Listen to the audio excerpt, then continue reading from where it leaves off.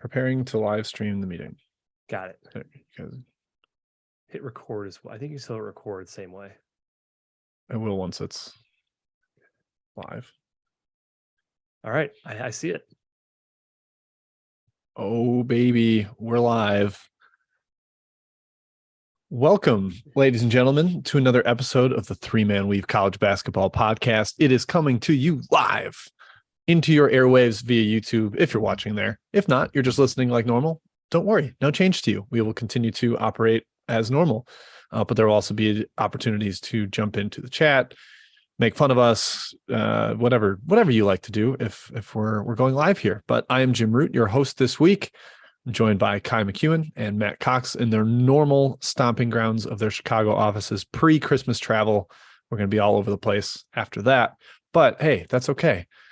Fellas, how are we doing today? Kai, you ready for this live action we're in? I'm ready, Jim. This is very exciting. I'm sure the YouTube video caught us a little bit behind the scenes saying, oh, we're live. Hooray, we're live. A whole new world. That's part of it. Excuse me. Once I cleared my throat, see? A peek behind the scenes. My lighting's a bit weird. My TV is on right now on the Morocco-France game. I'm not going to apologize. I'm watching the World Cup to the side. Is it 0-0? What's the tally? No, it's 1-0. France scored pretty immediately. Not great for the Morocco rooting interests, but I love that we have a chat section here with a podcast. Frankly, it took too long, guys. This is our 285th episode, and it's our first time ever doing a live show on YouTube, Matthew. Man, just so lovely to see familiar names and faces. I guess just names, since we don't actually have the faces of the chat mobsters, but Pat and Job and Scotty, Matty Akers, just great to see you guys. Awesome. Absolutely. All right. Yeah. Normal episode coming today. We, of course, do Roots Roundup. We've saw that. We've got 3-man thoughts. And then, of course, a little bit of preview. But before we get to that, shout out to Jay Pitty, the opening tunes, which you do not get on the live YouTube version, but you do. If you are listening on Spotify, SoundCloud, wherever you get your pods, you should, of course, subscribe there and leave reviews. Those are on Apple Podcasts. Kai, do we have any new reviews to do on this episode? We don't. We don't. And if you're new to the podcast, which I'm not sure if you are, but if you are, leave us reviews on Apple and we will read them on air. 5 stars, of course, and ask us questions in those reviews. If you feel so inclined, we'll answer them. We did, however, chart the sports charts in Taiwan somehow. I don't know how. That's big time. That's what it said. Hooray. We've got boots on the ground in Taiwan, Kai. It makes sense. Where do we place in that?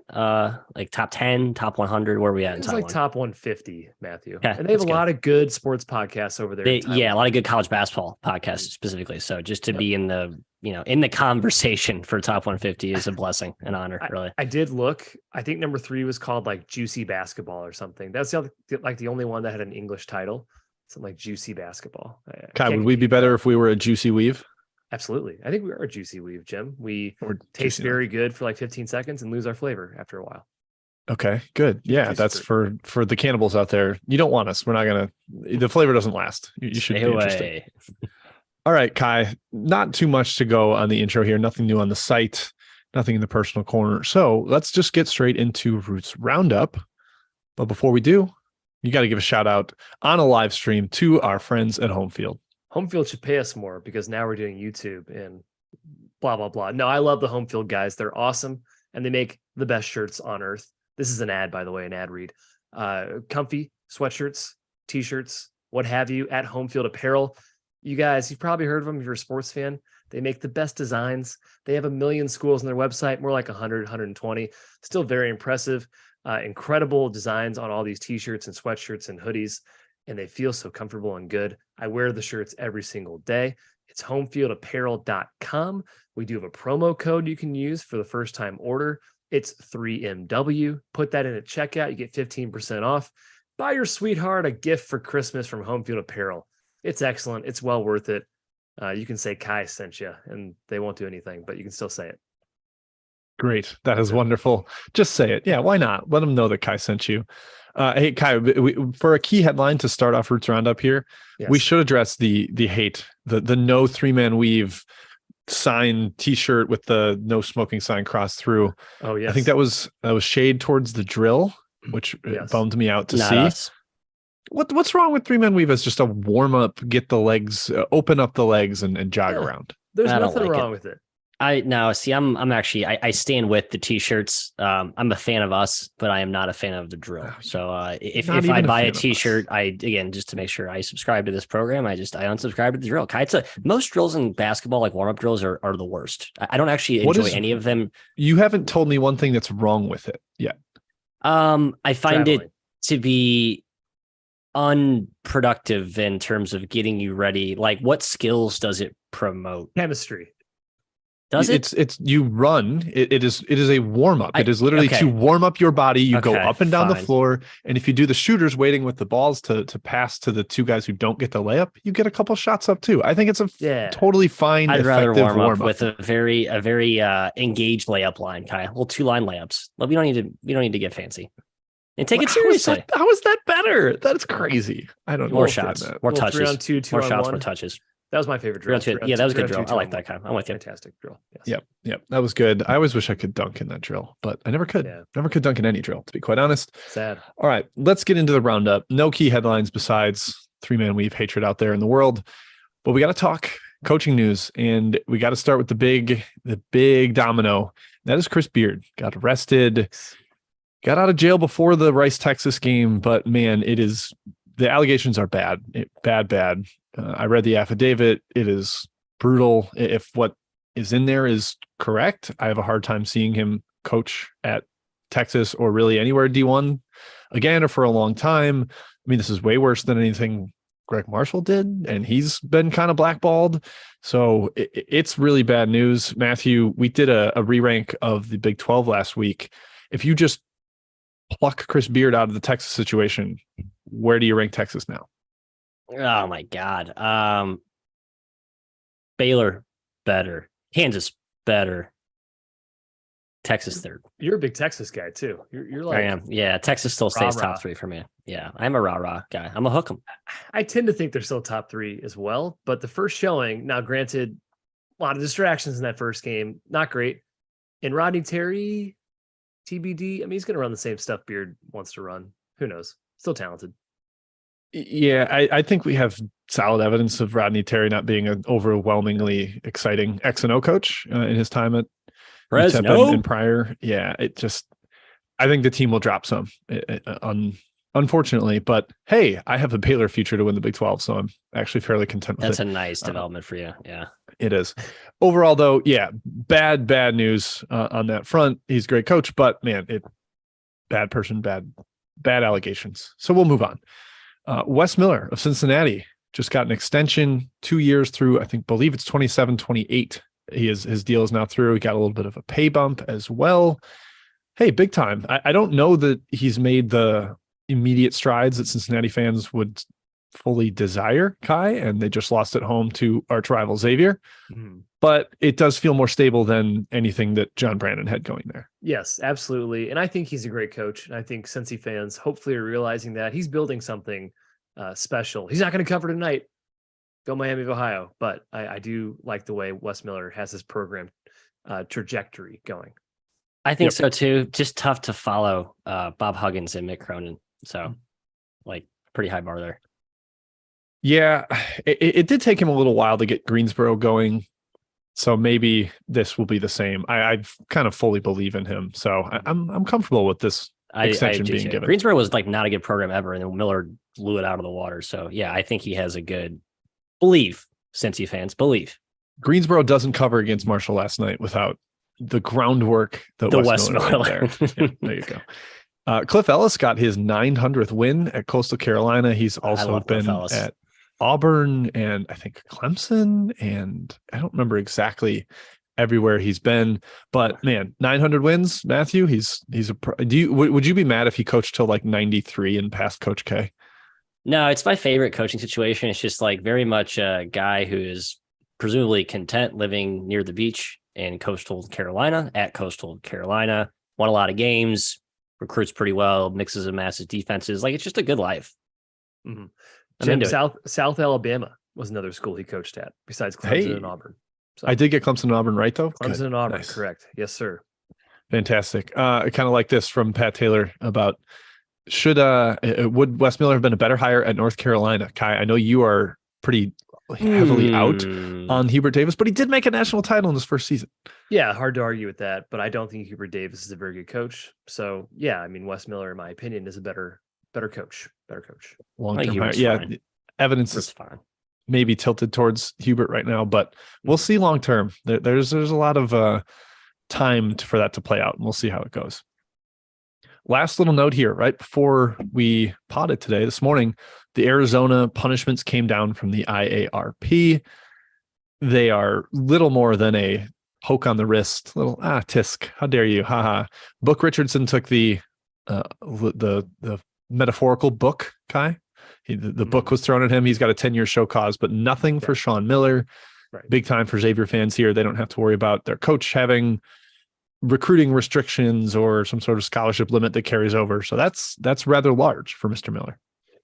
Yeah, I mean, this stuff's kind of stupid now. These coaches are still being investigated for stuff that's legal in this day and age with NIL, and you have other stuff that's punished severely, like Mizzou, for instance, Mizzou football scandal, the study scandal, and you have a school like Kansas that's never gotten penalized for anything. So it's very one-sided, one way or the other. Oklahoma State postseason ban, another example.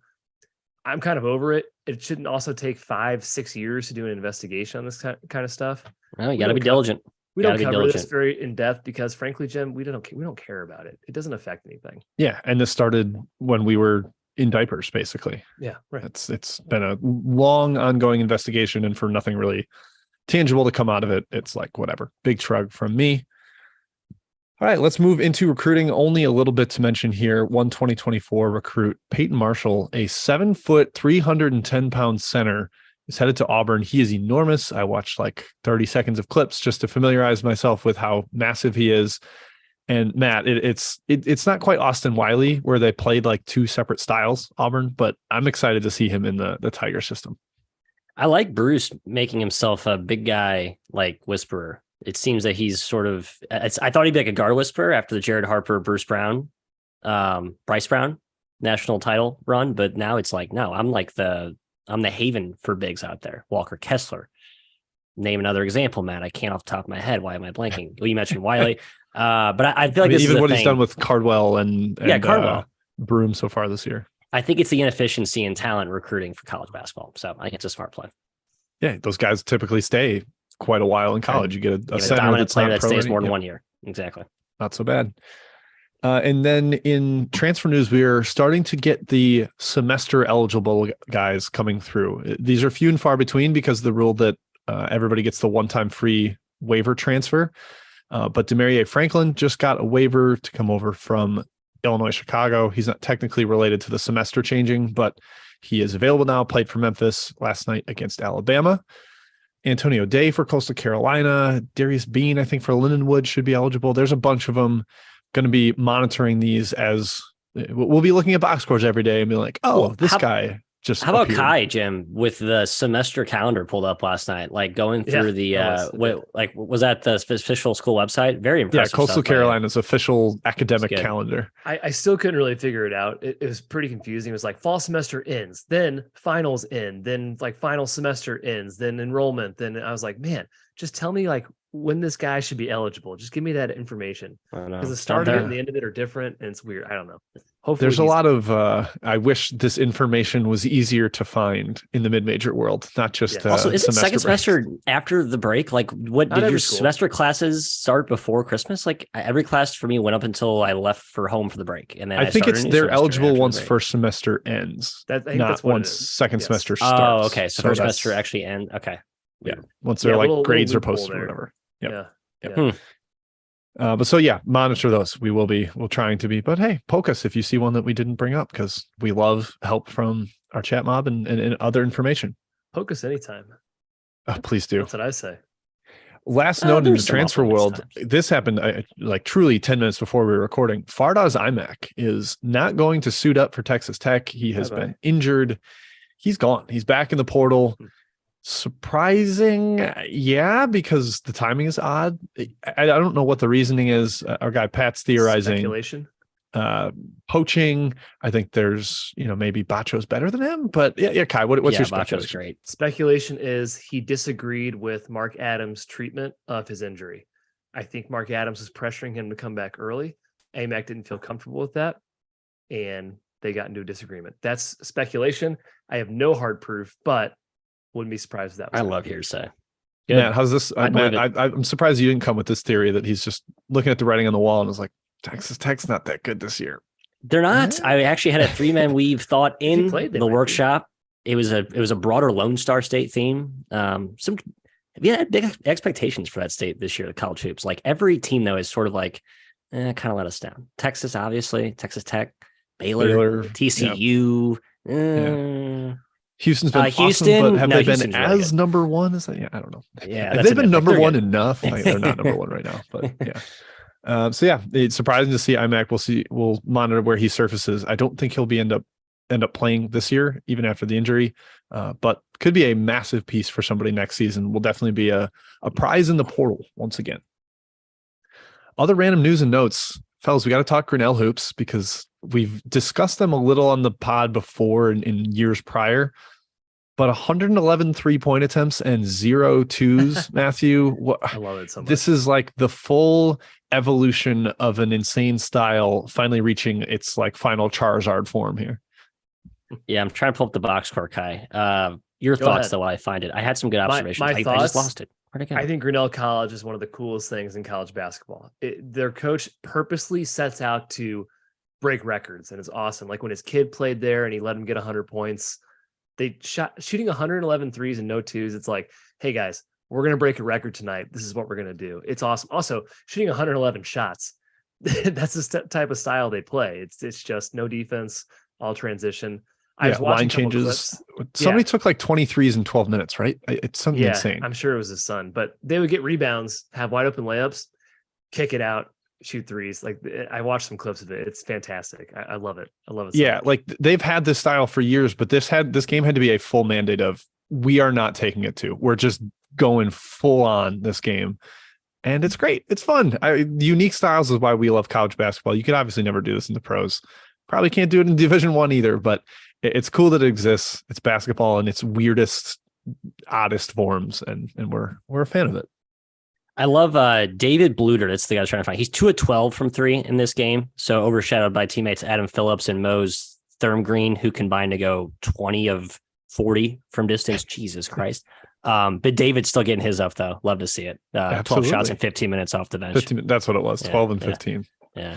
They it's like all line changes. 5 guys come in for 5 guys every like 3 minutes. It's ridiculous. Yeah. Zach Rosen with 10 dimes too. Sorry, I want to give a shout out to him too. 10 dimes. Yeah. You better get 10 dimes when he scored 53 or hit 45 threes. Kai, last thing before we move on from Roots Roundup, got the Reddit stat of the day. Reddit stat of the day, courtesy of David Warlock, one of the powers that be in the NCAA. Very good guy, David Warlock, by the way. Purdue is the 9th team ever, and also fastest ever, to go from preseason unranked in the AP poll to number 1. The others, Virginia in 2018, Baylor in 2017, Syracuse in 2010, Kansas in 1990, Indiana State in 79, Kentucky in 66, UCLA in 64, and of course, San Francisco in 1955. Some pretty good players on each of those teams, guys. I count Bill Russell. I count Larry Bird. I think I count Danny Manning as well. How is Kansas not ranked in a preseason poll in 1990? What went on in that year? Yeah, that's bizarre. Is 64 UCLA? Is that Walton? Is that Walton? Is that might be. pre-Alcindor? Might be Alcindor. But again, how are these teams not ranked? Yeah, I don't understand. Crazy. Wild. Good for Purdue. We're so good at identifying elite teams now, Kai, that you wouldn't have. Yeah. No, we're not, obviously, because Purdue is the team that's most wild of all of these. All right, that is it though for Roots Roundup. I will continue hosting. You will. And we'll go back into We Saw That. We saw that, our new segment. Unsurprisingly, we've got to discuss a couple D1 teams that lost to non-D1 schools. Texas State last night, D3 Mary Hardin Baylor. I know Texas Tech has had injury issues, but Matt, I typically think of this Bobcats team as cannot play against power competition, but rolls inferior competition with their suffocating style. Are they still going to win the Sun Belt like they have the last 2 years? No, Sun Belt's really good. Sorry. Yep. No chance. It's really good. And I'm so annoyed because like Texas State's roster is kind of bad. So when they play really well in games I don't expect them to, I'm like, man, Terrence Johnson's really good. And then I see him lose to D3. It's like, that's who I thought you were. This is who I thought you were, you rats. Yeah, But you'll be fine. 17 from 3 doesn't help. Doesn't count on the score on the season resume. Not official. True. Doesn't affect their net ranking. That is true. I mean, Division 3. Come on, Texas State. What you doing, guys? That's no bueno. But hey, Pacific, you're not getting away from this just because of Texas State lost to a D3 team. Pacific lost to D2 Cal State East Bay. I believe was like under 500 in Division 2 before that loss. Kai, we've watched Pacific play a couple times. They're very erratic and jump shot reliant. So this is kind of what Matt talks about with outright dogs, variance. I can see it with Pacific. This is more in line with expectations. This team could beat and lose to anybody because like what you said, Jim, very erratic team. Yes, not as surprised. They were Pacific's fun team. So they were 2-1 with their interim assistant head coach while Perry was out. Then Perry comes back and they are now 3 and 8 with him, with a loss to a non-D1. Although, hey, good bounce back yesterday with the big win over Cal State Stanislaus. So I think they're back on the right side. Huge. They got by. They dropped one to East Bay, but Stanislaus, they've got them. They've got them in the bag. We got them. Just going through the Cal State system there. Hey, how about Alabama? That road win against number 1 Houston. We didn't quite want to call Houston disappointing, but losing a second straight year to Alabama, this time on the road, really surprising, Kai. I think we were high-ish on Alabama, but we didn't think they could be up at the heights of the 2021 team that got a 2 seed. I certainly did not. You guys were higher than me, and kudos to you for being correct thus far. Insanely impressive. And we've talked about the manner in which they did it. They came back from down 15 in Houston's building. I didn't think that was possible, to be honest. Gonzaga's next. They play them on Saturday. We'll see if they can take it. As a result, by the way, of Alabama's win, UConn is now number 1 in KenPom. They'll probably stay there. That's what I'm going to say. I think so too. Yeah, they just don't look even remotely vulnerable. Like they've covered every game. That's why, like, relative to expectations, they've been incredible. I want to say it was Eric Haslam that tweeted last year, Alabama going into Memphis, they had beaten Gonzaga, they'd beaten Houston, and they lost to Memphis and then went like 11-13 the rest of the way. So maybe Alabama will sink down a little bit, but I think backing up the Houston win with the Memphis one shows that this team is pretty for real, and their defensive numbers certainly indicate that as well. What else did we saw? Well, Kai, you saw Ohio get a big game winner at the buzzer against Youngstown State. You were excited about that, so we're going to let you wax poetic about it. Boy, an awesome call by Jeff Bowles. If you missed the Ohio-Youngstown game, what were you doing? You weren't watching that on ESPN Plus? You crazy guy. Come on. All right, 1.5 seconds left. Ohio's inbounding from half court. I believe they're down 1. They might have been down. They were down 1. It was tied, right? It was tied. You were mad it was going to overtime. I remember. I was mad it's going to overtime. Yes, I was on the dog. I was on Ohio because they covered the entire game. They're up by double digits. Dwight Wilson, their big man, seals his man in the post on the block. The guy fired the pass directly into him, directly into the post. Number 1, that's terrible on-ball defense by Youngstown. I don't know what the guy was doing defending it. Number 2, that's an awesome play call, sealing your big man. Great catch by Dwight Wilson. He barfs in a little shot, bounces around on the rim, wins the game. But Jeff Bowles, kudos. That's about all you could do to get the perfect shot. Way to go. Kai, would you say inbounding to the post from half court was a Jeff Bold play call? I would, Jim. I would say that. Stamp of approval. Yes. Here we go. Hey, fun little karma, revenge, whatever you want to call it, because didn't Ohio lose to Belmont on a very cute end of game play call to start the year? Correct. So they sure did. Yeah, they play a lot of close ones. To the force. Yes. All right, last thing to mention here, the controversy at the end of Rutgers, Ohio State, kind of lost in the mayhem of a very cool game-winning buzzer beater by Tanner Holden. This was also Rutgers had fouled up 3, and then Ohio State had, I believe the sequence was they made 2, fouled Rutgers, they made 1, and then Ohio State hits a buzzer beating 3. So this was like fouling up 3 doesn't always work. There's timing behind it, but the game winner never should have counted. That's the important part here. The clock started a little late. I think technically if they had timed it, would have been after the buzzer. Yes. And B, there's a pretty blatant Holden was out of bounds and came back inbounds violation here. Refs fully admitted it was a mistake, Mr. McEwen. But sorry, Rutgers, that doesn't help you. It sucks. It sucks because this could have been a huge resume win for Rutgers. Instead, it's a loss. The refs admit that it was a mistake. Rutgers should have won, but there's nothing they can do about it. It stays a loss in your resume. And then Jim, of course, like you mentioned to us, they responded by losing to their arch rival on their home floor. So tough Rutgers sequence there. Rutgers is going to be in for the most miserable bubble experience. They've had multiple miserable bubble experiences, right? They've gotten in, but this is going to be the most painful because you look at this last week, right? You lose to Seton Hall at home, a game you probably should have won. Ohio State, literally a game you had won, that went the other way. Miami, a game you probably could have won too, and then Temple, you're up big late and you blew it. Could be undefeated right now. Instead, you're 6-4 with your best win. Well, you beat Indiana at home. That's going to age pretty well. But your second best win is UMass Lowell, which actually is a good one. All right, your third best win is Rider at home by 30. Got a lot of work to do, Rutgers. Hey, they always do work in Big Ten play. So I do not doubt the Scarlet Knights, especially after last year. But they were 77th in KenPom and got into the tournament. Rather impressive. All right, let's keep going. Let's go to three-man thoughts. I'm sick of talking, so I'm going to kick it to somebody else. Thoughts. Matthew, you're going to lead us off. I don't care if you're ready or not. You're on the spot. Yeah, my first thought is I love Russ hijacking the chat mob here with Avatar takes. I just saw the preview for this like a day ago. How long ago did they make the first one? I didn't realize we were doing 2009 version 2009. 2. Has it been like a decade long? What? It's like it's like 5 sequels. They're like slated for the next 5 Decembers or every other year. Is our King James doing all the directing for the entire? Yes, theoretically. Thing? Okay, yeah, nice. Okay, Matt doesn't watch a lot of movies or TV shows. I don't. I'm very pop culture stuff. I'm very aloof when it comes to the world of film. It's called Avatar. Avatar. Avatar. Hey, my first thought. No, Sticky James Rick Cameron, so it's avatars with a $sign at the end. That's what that was his Aliens pitch. Okay. He walked in and wrote Alien and then wrote $sign at the end. No, I like whoa. Alien. Kai's a big Alien fan. Yeah, Kai's a big Alien fan. The second one was better than the first one. Maybe our Avatar will I agree. be too. It kind of the Godfather 2 verse 1 thing. Same thing with you. All right, Matthew, your thought. The Patino Summit coming to a pit near you, and I'm talking about the very exciting pending showdown between New Mexico and Iona, and every other year except this one that would mean nothing to all of you, but in this season, Rick Pitino versus his son Richard.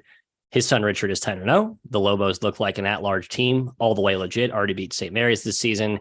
Rick Pitino just pulled off another crazy second half rally to knock off Princeton. They improved to 7-2, and they have a case, maybe outside chance for an at-large resume, but I think they're going to absolutely walk through the MAAC. Hopefully they avoid another tournament slip-up this year. Just a funny little funny, cool, whatever descriptor you want to use. If you're Richard Pitino, right, son of Rick, you probably scheduled this game, like 2 years ago? I guess I don't know how far in advance they do the scheduling here, but it's going to be great to see your dad, obviously, right? Like, everyone loves to see his dad. You haven't seen your pops in a while, but that is a trap of a game for you. Like, you cannot lose at home to Iona. That's a resume stinger. And Rick Pitino is going to just absolutely tie his son's brain in a knot with whatever press or defensive schemes he draws up. It's just going to be a fun little moment between the two, A, but then B, I think we'll look back at this game that has very real at-large implications for one, if not both teams. Matt, is this going to blow your mind if I tell you that Rick's been at Iona longer than Richard's been at New Mexico? So 3 versus 2 years? Yeah, I guess you're right. Yeah, but so Richard couldn't have scheduled this game before Rick was there. Impossible. That's right. Okay. So it just happened to already be on the schedule, and then they walked into it and kept it. That's awesome. Yep. Wow. Funny how that works. Huh. But hey, should be a fun little showdown. Well, what team's better, Kai, New Mexico, or Iona? I like New Mexico better, personally. Jim, to you. And that's not what I thought preseason. Yep, I agree. New Mexico, there was like the vision of these elite shot making guards that are sometimes erratic, but they need to be backed up by some sort of interior defense that the team had Zippo of last year. And Josiah Alec and Morris Udeze have provided that and then some. I think the on-off stats for Alec are pretty stark. Even just last night or 2 nights ago against San Francisco, every time he left the floor, they started giving up points. They actually have a defense to go with. Seriously, like Jalen House and Jamal Mashburn are ridiculous. They can score in bunches at any time. I think Iona's a smidge better. They're both awesome. It'd be fun to see them both in the tournament. Maybe like a play-in game type of thing. The committee would definitely do that if they could. A 12-12 play-in Iona's game. going to win the MAC. They're going to. Yeah, they are. I hope so. Not Yeah, quite. I thought they trip were up last year as well, but yeah. Don't trip up in the postseason, please. Thought complete. Tossing the mic to Kai for a Mizzou soapbox moment, which I may or may not tune out for. It's a small one. Mizzou, Kansas was played. We talked about this last podcast. We talked about it a lot leading up. I just want to do a quick little recap, give my thoughts. It's our show. Do what we want. Gosh darn it. It's not the result Mizzou fans wanted, obviously. A total blowout controlled by Kansas. I just have a couple questions, mainly number one for Dennis Gates. Why isn't Isaiah Mosley playing? For those that are not familiar with the Mizzou program, Mosley is a Missouri State transfer. He's a 50-40-90 guy last year, basically the only guy that's done it, or one of the very few guys that have done it in the last 25 years. Mizzou's paying him $250,000 in NIL money to be at their school, and he's not playing right now. And he's claiming personal reasons. I don't buy that. I think it's probably a disagreement with Gates. I think it's probably maybe he did whatever he wanted to do at Missouri yes, State, and Gates is not going to do whatever he wants exactly. to do. He's from Columbia. It feels very Gio Reyna, Greg Berhalter to me. It does. Unfortunately. He's from Columbia. He's from the city that he's playing in right now, Mizzou. So it's tough. He should be our best player, TBD. Now, on Mizzou's schedule, Jeff Goodman, our buddy, is very vocal about how bad their schedule's been. Okay, first of all, it's not Dennis Gates' fault. These schedules are set up years in advance. Well, some of it's his fault. Most of these games are set up in advance. Yeah. Almost all of them. It's not Gates' fault. But number two, it doesn't matter. They're 9-0, and that was a good start. There's tons of teams out there. We've seen TCU lose Northwestern State. ACC schools have lost to a lot of bad teams. Arizona State lost Texas Southern. Colorado lost to Grambling State. You still have to take care of business on your schedule. Mizzou did that. I thought you looked convincing in almost all of those games. That's my. You have to win the game with still. you. That's right. yeah. And they won convincingly. It wasn't like you squeaked by a bunch like Notre Dame did or LSU has, right? Like you actually won those games handily, like a good winning team it. Winning at Wichita is harder than winning at Texas yes, Southern. I agree. And Arizona State couldn't do the latter, and Mizzou was able to do the former. Like that matters. Winning the games matters, even if it's not like a murderer's row. Exactly. So they lost to a top 5 team. That sucks. It's our rival. That sucks, but still a positive outlook in my opinion. Still very much in the tournament hunt, and Mizzou. I went to Mizzou. A very tough schedule coming up, so still chances. Summary: Mizzou's in fine shape, Jim. Yeah, I just if they schedule like this in year 3 when there's not like a let's build momentum. Yes, I will say that's dumb. If your first 9 games are are bye games at home, that's stupid. But this year, it was smart. It set up like the biggest game in 15 years for the program, the biggest game in 10 years, basically. And yes, they got slaughtered in that game, but Matt, excitement was needed. Gosh dang it. I'm okay with it. Yeah, I feel bad for those who made the trek down there to Columbia for the big hurrah and then I don't know. It's hard to tell yourself that it was worth it when you go to those types of games. Like I remember like my cousins talking about how they went to the Blues game 6 Stanley Cup game against the Bruins and we got killed. And it was like, it's hard to convince yourself it was worth it for a lifetime experience when you lose so badly. So I don't know. Mizzou's still good. Clearly it was somewhat house of cardsy because it did collapse. Kansas is a top 5 team, guys.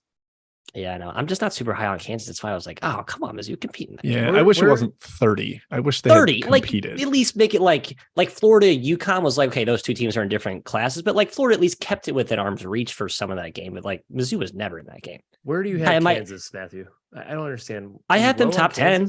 I had them top 10, but like in like the low end of the top 10. Huh. They're not top 5. Who are they better than Houston? No. They better than UConn? No. They better than Gonzaga? No. They better than maybe. I'll keep going. They beat Duke. They beat shouldn't be Duke. Wisconsin, I think Seton Tennessee's Hall. better. Arizona's better. Alabama's better. Okay, I guess I'll stop there. I'm okay with the top like 8 to 10. I think I'm comfortable with that. I don't think that's outlandish. If he was saying not top 15, I'd say that's silly. It made it sound like he was like low on Kansas. This is a good team. It's a good team. Thus ends my rant here. I'm hogging the ball, taking my first thought, and it is the CUSA and the Sun Belt. I was trying to figure out a name here, like CUSA adjacent, because Marshall and Southern Miss have been juggernauts, and they left the Conference USA. if they were still in the league, how good would Conference USA be? I know. With as amazing as FAU has been, UAB is like a pretty clear top 60 team. North Texas is really finding its footing now that they're healthier and not flu ridden. If you threw in this awesome Marshall team and a terrific Southern Miss squad that's been like one of the best ATS teams in the country, it'd be wild. Like right now, or I think this was 2 days ago, they would have had 1, 2, 3, 4, 5. They would have had 7 top 100 teams per Bart Torvik in Conference USA. That's ridiculous. I don't know that we'll get net large from this crop, but FAU is right there. And Kai, betting these squads has been very enjoyable. Yep. I'm in love with Southern Miss. In love with them. I hate that Matt was the first one to really push this. I hate that I didn't take that stupid line that Bet Rivers put out for conference futures on them, or is it William Hill? One of the two. It was Bet Rivers Kai. It was 50-1, and I have all of $7.51 on it. That's what they allowed me to have. 50-1 to win the Sun Belt at preseason. I mean, my God. I'll talk about them in a sec, but they've risen almost 200 spots in KenPom. Pretty good team. Yep, that'll do it. Even Old Dominion has been really solid. They're not some sort of drag on the league since they moved over. And a quick shout to James Madison, Matthew, another newcomer to the Sun Belt from Colonial, and they look like very much a title contender. So you add in what Southern Miss, Marshall, and James Madison are bringing to the Cajuns, potentially Georgia State if they ever make a 3-pointer. Texas State's won it the last 2 years. Like that league is looking really, really strong. You can make an argument that both leagues are better than the A10, and I'm not to kick the A10 when it's down, but I think I might make that argument at this point. I think long term it's going to stay like the Sun Belt's climb is real and I think sustainable. I mean, there's just a bunch of money pouring into a lot of those programs. Like I think we kind of saw it on the football side, like James Madison making a leap to D1, and that's what drives the bus. Like you get money coming in there, trickles down, just momentum, enrollment, all that stuff. So I think the Sun Belt is going to be a real conference going forward. Jim was taking a drink for those. I thought Kai might add a thought as Matt deferred to him, but Kai doesn't care about my thoughts. I'm sorry about that. I added. You nod. Yes, Matthew. Yep. Good take. Matthew, your second thought. You guys were speechless as to how amazing my take was. My second thought, yes. It's all about the Utes, Utah, but not just Utah University. I mean, the state of Utah and their affection, affinity for knowledge of the game of basketball. I've mentioned this, I think, before on this podcast, so this could be a little bit broken recordy, but this sort of started with Utah and Utah State, both of which are at-large contenders. Utah with the dominant win over Arizona, and they've continued to roll since then. Craig Smith has that thing going. And obviously leaving behind in the wake of his departure from Utah State, Ryan Odom has kept it rolling. I cannot believe they're somehow better this year without my guy Justin Bean, but they're 8-0. Haven't beaten anyone great, but you've beaten a lot of really good teams. They kind of have like the Kansas Don-Con thing where they're beating a lot of teams like in that low 100s and leaning on that home court advantage. You just look at the coaches that have come through both programs. It's just like a state that has athletic departments that know basketball. I mean, all of the hirings of coaches have been excellent in this state. Like Rick Majerus, Larry Kostoviak, Craig Smith, Utah State, Stu Morrill, Craig Smith, Ryan Odom. Awesome. BYU just hired Mark Pope from Utah Valley, where he started. Terrific coach. BYU is going to be fine, by the way. Don't freak out about this year. They're going to be a contender when they move up to the big boy conference very soon. And Utah Tech's been great. Like maybe one of the most successful D1 promoters in the last 3 seasons. It's just a fun, like, chamber of basketball, loved him, whatever you want to call it. A beehive of coaching brilliance. A beehive of coaching. It's very good. It's actually apt to There the geography. Yes. So I love geography-based themes and thoughts, and so that's what I was trying to anchor on with this one. You sure do, Matthew. Yes. Yep. Yes.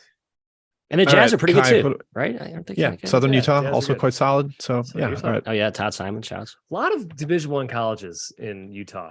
Too many. More than you think. Yeah, considering there's only 2 in Nevada, it's wild that there's like Minnesota. 9 in Utah. Yeah. Very strange world. My second thought, KenPom risers and fallers. For those out there who don't check KenPom every single second like we do, I'm going to tell you who's been raising the most in the analytics and who's been falling based on preseason expectations, which of course are not the end all be all, but KenPom usually does a pretty good job. He does help shape the market in betting if you're into that sort of thing. So biggest risers since start of the year, Southern Miss, top spot, 179 spots up from the preseason ranking. Why were they ranked so low before? They've been pretty bad the last couple of years, but the transfer portal with Jay Ladner, who is now succeeding as a coach, we thought They wanted Ladner gone, by the way. That was like the fact that he stayed for another year was a huge. I just local perusing. I was like, wow, can't believe this is like all the fire Chris Mooney banners that had to come down after they won an NCAA tournament game last year. Like, sometimes overreacting isn't the right move. Ladner's a good coach. I mean, Sela, he did good stuff there, so he's good. I agree. Florida Gulf Coast up 109 spots in the preseason. That's a good coaching change right there. Pat Chambers at the helm. Charleston's up 98 spots. Recent coaching change. Pat Kelsey. American is up 97 spots. We're a little sore about this one. We thought American was going to be awesome like 2 years ago. We thought it was going to be awesome last year. At least I did. This year, finally, they break through. I'm trying to claw my money back, Jim, from the last couple of years of betting. Yeah, Mr. Brennan, like many a coach, really dumped the failures at the feet of COVID. It's like, oh, we had a young team. We weren't able to learn and get together. But I mean, they played like 9 games, 10 games in the COVID season. It barely counted as a season. So I sort of get it. They needed one more year of development last year. And now they're emerging from their shell, Kai, as a beautiful butterfly, a beautiful eagle. Yeah. Yes. A butterfree, Matthew, in Pokemon terms. Pokemon, yeah. Yes. Very effective. Very versatile, killing a lot of different. Grambling State's up 89 spots in KenPom. They beat Colorado. Northwestern State is the other one, up 86 spots. Mike McConaughey, Northwestern State's old coach, generally regarded as a very, very good coach who had or led the program through some pretty great years. They beat Iowa in that one tournament, if you recall. Their new guy, Corey Gibson, he's doing even better so far, and he's doing it with Missouri State guys and a philosophy that with a crap ton of talent. Yep. Talent helps. They got a bunch of Missouri State transfers. Cartier Gordon was a top 50 recruit. He's helping boost Grambling. Yep. Like the coaches, especially at that level, if you are responsive and figure out the portal, and this is like, there's always been people aren't going to recruit freshmen anymore. But so many portal commitments are because of relationships that you had when recruiting a guy as a freshman. Like, even if it's a guy you probably won't get, like, oh, I think this guy might go warm the bench at a D1 school. I'm going to make sure to stay in contact with him, because then if he enters the portal, it's like, boom, he's now a star for my Southland team. Like that really matters. And the coaches that capitalize it are going to succeed. Dumb question for real quick. Sorry, Kai. Can I interject here? Yeah, of course. Last time the SWAC was not the play-in 16 seed, was that a long time, or is it fair? Didn't that happen kind of recently, like 4 years Texas ago? Southern's done it. Texas Southern gets UNC, right? Yeah, okay. They lost by like 50 points in that game. Yeah. Okay, yeah, it was not even close. This is a year where I think they're going to avoid it, right? It has to be. The problem is that the 1 seed doesn't win the tournament very often. It's like a chaos reigns type of thing. I think the number of good options, though, Grambling, Texas Southern, Alcorn, Prairie View. Like Southern, all three of those, Southern would probably avoid. Well, we'll see how the rest of the should probably avoid the playing spot. So TBD. I had another point. Oh, this is why we rag on Louisville, by the way. If these schools can figure out the transfer portal, so can Kenny Payne. All right. Sorry, Pat Taylor in the chat. Biggest fallers since the start of the year. Oops. Louisville down 149 spots in KenPom. Yada, yada. We've ragged on them a lot. Cal is down 112 spots. Boston College is down 95. South Carolina is down 93. Kai, what do those first 4 teams have in common? We all expected them to be really bad this year, Jim. They're all power schools. Garbage power schools. Yes. Exactly. Louisville, Cal, Boston College, South Carolina. Boy, if you faded all 4 of those teams for the entire year, you'd be up a lot of money. Probably should have done that blind. Still might. South Dakota State is down 89 spots. This one is surprising to me. I thought this team was going to be very, very good this season. The guard play has not been as good as I anticipated. We'll see if they do better in the Summit, but they've had some moments, Matthew. But they will. Not a great start overall. Summit's been bad overall too. The team I listen to a Summit. They are, and they play insane schedules, like kind of like the SWAC and some of the HBCU. They just travel everywhere, and where they're located, it's tough to get places because they're not close to anything. Not close to anything, right? They're in true Big Sky country. They'll be fine in conference play, but it's just not a great league. It's a league that plays one way, and the talent that plays that way isn't as good as it usually is. Matt, we still hitting Summit overs when league play starts? No, we should be hitting Summit non-con overs, but what we do is we tell people to do that, and then those win, and then we don't actually do it ourselves. No, we twiddle our thumbs. It's a sacrifice we have to make for the greater good. It's okay. Finally, Oakland is down 80 spots since the preseason. Again, a team we're usually should be high farther. On. The team stinks. Yeah, a team we're usually high on. We like Greg Campy. He's been there 40 years. I didn't realize that Yeah. before the season started. That's it. One last little note, because I think it's fun. There are 16 teams in KenPom right now that have risen or fallen by just one spot. Just one spot. The power Very schools stable. in that list: Arizona, It's been a good Miami, year for Tennessee, Ken. Kansas. Yeah. Right? Like Virginia, the controversial pretty takes good. Virginia. He's pretty good. Yeah. Yeah, pretty good. Thus ends my second thought. Beautiful. All right. My second thought. It is unlikely that large is emerging. And Matt already mentioned one with Utah, a team that I think was very much on the outside looking in every preseason bracketology. They were on the outside of our top 40. Even though Matt and I think we're high on them, we didn't predict this really. Like the home win over Arizona, they did win at Wazoo. Of course, they've lost at home to Sam Houston, but that doesn't look as shameful as you might think on the surface. They're in the top 20 in the net. They look like they are trending towards a air quotes comfortable, but they're an at-large team right now. And that's rather impressive considering where they came from last season. Others worth mentioning here, West Virginia. Matt, your Mountaineers are top 10 in the net. They've got that monster win at Pitt where they just rolled their arch rival, destroyed Florida on a neutral. They just beat UAB at home. They look fantastic. I still staunchly and stubbornly believe there's a little shooting regression coming, but I have no complaints about how good they've been. And it seems like they're pretty legitimate and a potential dark horse Big 12 contender now that Texas could be dropping. Yeah, it's a Huggins team. It's not like the late 2010s Huggins teams, but it's getting back there. They crash the boards. They force turnovers. Their guards I actually trust. And when Huggins is good, he's really good. Like, I think he's just continually one of the most underrated coaches in the country. It's really good. Usually good. There's a common theme here, Jim, between all your schools. I won't spoil the other two, but it's defense. These teams are all playing really, really good defense, and it's often overlooked by the masses, focus on offense. And that's why they might be surprising people this year, all these teams. Yep. One team I don't even have in here is Mississippi State because we've talked about them on the podcast last week with the undefeateds, but they are right in there with because of their defense, and they're like a clear NCAA tournament team right now. Also wanted to give a shout out to Arizona State and Marquette, both in the top 30 of the net. Arizona State's now beaten Creighton on a neutral, Michigan on a neutral. They won at Colorado at elevation. That's difficult. Only loss is part of that Pac-12 versus SWAC scheduling alliance.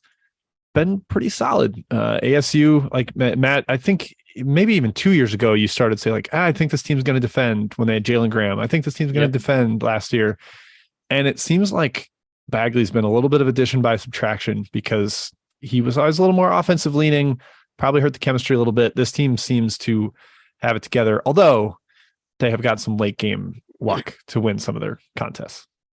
Yeah. I mean, Hurley even said it explicitly on Field 6A. It's like, yeah, I had the whole guard youth thing going for a while and I loved it. It was good for recruiting. It was fun. It was perfect for like the early parts of me being here, trying to bring back the energy of the program, revitalize it. But it's like when you're trying to win and actually go to the tournament and win games in the tournament, he basically just reinvented his whole team and it's worked out great, despite Bagley being nobody at this point.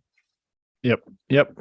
And then Marquette, of course, they got that huge demolition of Baylor at home, beat them by seemingly 1,000 points. Back that up with a win at Notre Dame. While that's not going to be a home run win, it should settle as a Q2 road win when it was all said and done. That's big time. They haven't dropped any bad bye games at home. Shaka Smart, just he gets teams up to this level and definitely succeeds when the expectations are lower for him. All right, that's it. That wraps up three-man thoughts, unless either of you have anything to add. Kai, how's Morocco doing? They're down 1-0 still, Jim. Hey, they're hanging around. At least 30 minutes left. I'm learning soccer. A couple of counters, you'll be fine. Yeah, boom, 2 goals, 2-1. You're not up a big, 2-1 not and a big a half. soccer guy, I'll be honest. All right, let's get into a weekend preview because goodness, Saturday is maybe the best college basketball Saturday slate of all time. It is ridiculous. There's a ton of ranked matchups. There's a ton of matchups that are not technically ranked, but are going to be hotly contested and involve teams that we had very high expectations for. We will start with Tennessee at Arizona, but we'll do a quick apology too. We left off Houston at Arizona. We left off Ohio State versus UNC in the Champions Classic, or not Champions Classic, the CBS Sports Classic. We left off Indiana, Kansas. I mean, that's like it's a good game. Top 10, top 15 team going to a top 10 team. It's ridiculous. We're talking Tennessee at Arizona, UCLA, Kentucky, and Gonzaga versus Alabama because the spreads are all very close to pick 'em. That's kind of the appeal of these. Matt, we're going to start with Tennessee at Arizona. If you recall, the Wildcats went to Tennessee last year and were not able to pull out a W. There's some late, arguably referee shenanigans. I don't know how much we read into that, but both these teams have looked awesome so far this year. They both won a big time competitive non-conference tournament. How do you see this one shaping up between the Wildcats and the Vols? Yeah, both teams terrify me. Like it's the ultimate get off the bus battle, right? I mean, when you have Ballo and Tubelis walking off the bus, and then on the other side you got Plavich and Julian Phillips and Kamwa and JJJ. Yep. It's just chiseled physical specimens back and forth there. I like Arizona. I think they win this game. I've been more impressed with them as of late, especially against Indiana. I just thought the way they controlled the Hoosiers was astoundingly impressive. I think they're just the team I trust more on offense, I guess. I think both defenses are just dominant, but Arizona on offense is just, I think, gives them the edge here. Arizona's defense, though, not great apparently this year. 64th in the country. I don't buy that. I don't know why. I just don't. Well, yeah, it's hard to argue with stats, I guess. Yeah, I know. I'm just arguing with data. It's not real. I don't believe it. Arizona number one. It's like when Baylor was outside the top 20 on defense. It's like this team's better than defense. That's my take on Arizona. But Arizona's biggest sin is giving up more than 1 point per possession to Cal. That's tough. How do you do that? Arizona's number one in the country in offense. Tennessee number one in defense. They each lead the country in effective field goal percentage on both ends. So what gives here? I would be surprised if Tennessee is a favorite, like KenPom has it. I expect Arizona to be a point or two favorite here. I like both teams a lot. Jim, I'm going Arizona in this one. I think the offensive firepower is what is going to win out. I just like this team a lot. I don't know. Yeah, I promise I will bet this if Tennessee is if Tennessee is the favorite, I will be betting Arizona as a home dog. That sounds absolutely ludicrous to me. Can't get that very much. I got to be in the house at Arizona hosting UCLA last year. I saw what that building was like when lit up for a huge home game. I think it will be very similar to that. And yeah, the relentless pushing of the tempo can help negate a little bit Tennessee's ridiculous defense. I think if you can get some quicker baskets against them, you have a chance to score. Executing against them in the half court is definitely a problem. The one thing I'll throw in is they need to make sure Kriisa is healthy. He did not play the second half against Texas A&M Corpus Christi. Apparently he was feeling under the weather. Tommy Lloyd did not sound concerned, but we'll keep an eye on that. I'm sure he's going to be out there. He's a competitor, but we'll see. He's a gamer. Adama Ball, broken ankle. Jim, isn't Adama Ball your boy? I fell in love with him against IU. I was like, this guy's got it. He's going to be good. Give him a chance, kids. He's not quite there yet because he's really thin, but he's skilled. And after the Arizona UCLA game last year, he shot around for an hour afterwards, and the whole coaching staff hyped him up. I talked to a bunch of their assistants. They're like, that guy can play. So he will get there. He's also super young. They don't have his birthday It's like the listed. Joel Ayayi thing with Gonzaga, where it's like he popped later in his college tenure because he was just younger. So give him time, kids. Exactly. Next up, UCLA versus Kentucky. Like I said, CBS Sports Classic in New York City. I have a soft spot in my heart, Kai, because CBS Sports Classic was the first event I ever really covered and felt like a legitimate real boy when Jeff Goodman and Matt Norlander knew who we were. Like, 3 Man Weave, we've heard of you guys. That's pretty cool. Oh, yeah, you're those hack bloggers. Yeah, that's true. But this is a big one. Kentucky still kind of hunting for big-ish wins. They've struggled a bit. They didn't win at Gonzaga. They lost in the Champions Classic.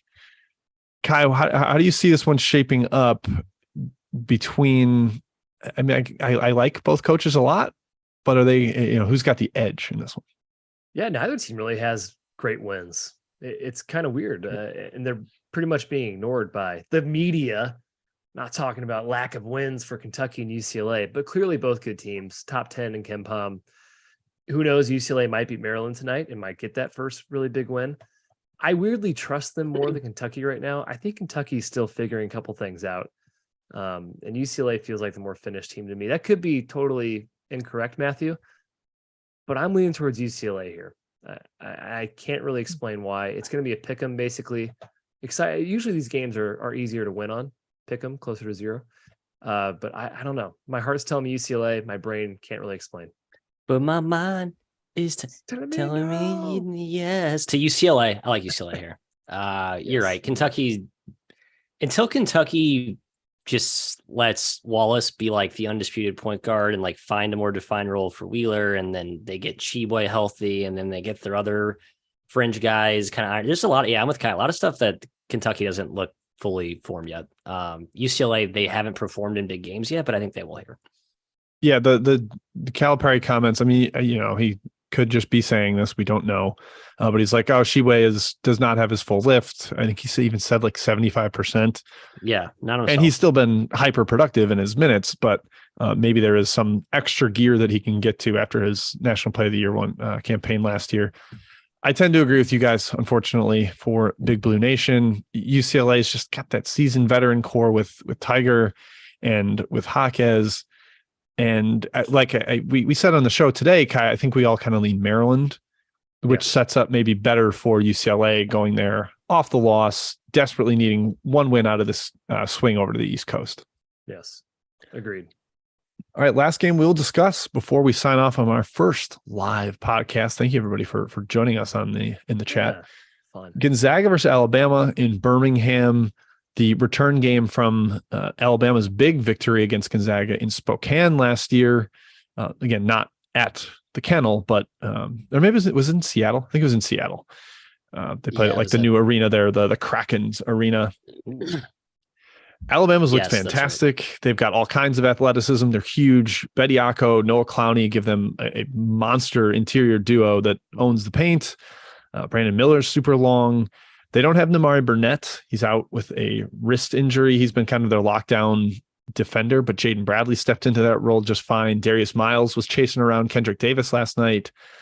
And they might get Dom Welch back. Like, he hasn't even played yet. Like a 40% career 3-point shooter, proven veteran wing. Alabama is crazy deep. I kind of lean their way, Kai. Gonzaga we're talking about fully formed. They're not even close to fully formed to me yet. They're not. I'm stubbornly still a Gonzaga believer. That'll probably never go away till they just make me go away. But if you're going to get Gonzaga as a dog here, gosh, I'm going to take them. It's semi away. I don't give Birmingham a whole lot of credit. I think Zags fans are actually pretty well traveled. I'm leaning towards Gonzaga here, Matt. I think Alabama certainly has the size to defend Gonzaga, and they probably try to take Timmy away. Why wouldn't you? That should be the game plan. But I think Gonzaga can defend what Alabama does just fine with their size, their talent, their athleticism. I'm leaning towards the Zags here. I like Bama. I was super impressed with Memphis, by the way, just as a quick aside in that. Memphis is good. In that 3-point loss. They're really good. I think Alabama has been sharpened, like iron sharpens iron. Might be a stupid anecdote by me, but you just played Houston, you just played Memphis. Now you play Gonzaga. I'm not saying Gonzaga is like a downy, soft defense, but I think Alabama was smart to layer those two back to back, because no defense, you won't see two consecutive defenses as ironclad as those two back to back. So I think it's a good setup actually by O to give yourself plenty of time off between Tuesday and Saturday. I like Bama here. I think they win. Yeah, I'm leaning towards Bama as well. Someone in the chat, Pat, said, do you think Timmy might be in for a nightmare of a day? I kind of buy that. There's so much size and length on this Alabama front line. Bediako is like a freak. That guy is dominant. Really, he's huge. He's physical. He's long. He's really active. We've seen Timmy put up numbers against similar kinds of defenders before. I'll never forget putting Evan Mobley in the blender in the NCAA tournament. But Awesome. It's a lot easier to focus on Timmy with this team because the complementary guys just haven't been that great yet. And they're still kind of finding their roles. And that'll probably happen when everybody forgets about them in WCC play. Hype will build, and then we'll see how far they go in the tournament. Unfortunately. Yeah. Here's what, here's what you need to know about Timmy. You know, Purdue, you heard of Purdue. Timmy had 22, 9, and 4 against Purdue with a 131 O rating. He's going to be just fine against any competition. All right. Yeah. The Baylor game wasn't great.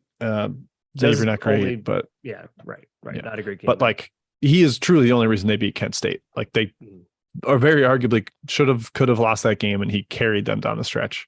Right. All right. That is it for us. That's it for this week's episode. We did it. hopefully we succeeded live. I don't think we had any tech issues. We'll see if we can get this audio posted on the regular feed, though. For anyone that was not tuned in live, feel free to try to tune in. It'll likely be Wednesday afternoonish every single week. Thank you again to the chat. We love having you guys giving live feedback and interacting. That's it.